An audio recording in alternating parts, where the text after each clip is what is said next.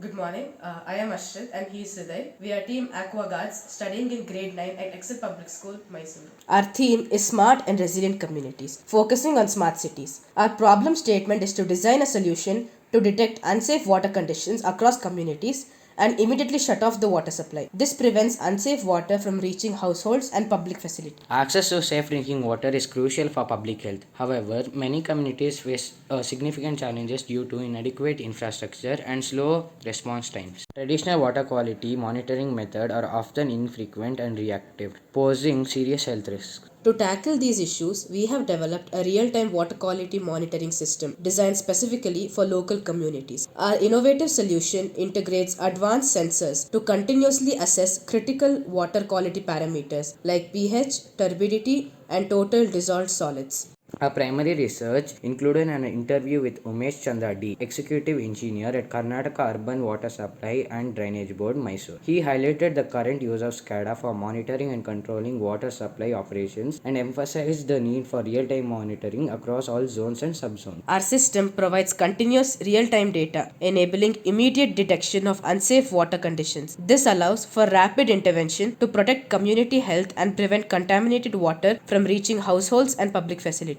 Advanced sensors collect data continuously, which is processed by the ESP32 microcontroller. This microcontroller sends the data to a Node.js server, which communicates with the notification system and the SQLite database. If unsafe conditions are detected, the system automatically shuts off the water supply using water solenoid valves. This prevents contaminated water from reaching households and public facilities. Simultaneously, our notification system sends alerts to local authorities and community members. The water supply is only restored once safety parameters are confirmed to be within acceptable limits, ensuring public health and safety. Our system also provides valuable data and insights to help local authorities make informed decisions about water management. Existing solutions often face challenges like high cost, data handling, and slow response time.